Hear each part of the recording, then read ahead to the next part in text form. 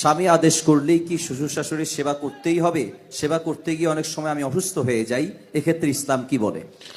ভাইরা আমার, স্বামী যদি আদেশ করে যে আমার বাবা মার খেদমত করো, এখন বোনের প্রশ্ন হলো আমি অসুস্থ হয়ে গেলেও কি স্বামীর সে নির্দেশ মানতে হবে কিনা? উত্তর হলো না।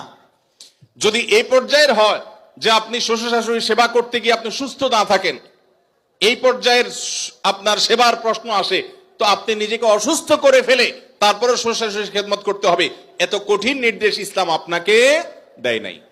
তবে এ জাতীয় ইস্যুতে আমি অনুরোধ করব, কোনো ভালো বিচক্ষণ বিদগ্ধ আলেমের কাছে দেখা করে উভয়ের পরিস্থিতি পর্যালোচনা করে অ্যাসেসমেন্ট করিয়ে তারপর সমাধান নেওয়ার চেষ্টা করবেন। কারণ এখানে আপনার কাছে যেটাকে মনে হচ্ছে বাড়াবাড়ি, আদতে সেটা খুব নরমাল বিষয় হতে পারে। এই জন্য তৃতীয় পক্ষের কারোর সহযোগিতা নিলে সেটা সবচেয়ে ভালো হয়।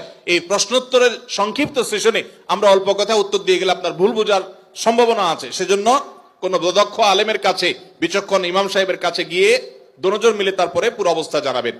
শরীয়ত মৌলিকভাবে মেয়েদের জন্য শ্বশুর শাশুড়ির খেদমত করাকে ফরজ ওয়াজিব করে নাই, কিন্তু স্বামীর প্রতি তার যে শ্রদ্ধা ভালোবাসার দাবি আছে, সেই দাবি থেকে যে স্বামীটা সারাদিন আমার সংসার সন্তানের উন্নতির জন্য কষ্ট করে, সেই স্বামীটার অগোচরে তার উপরে কর্তব্য তার বাপ মার সেবা করা। তিনি যেহেতু আমার কাজে গেছেন, আমি তার জন্য একটু হেল্প করলাম, তার হয়ে একটু কাজ করলাম।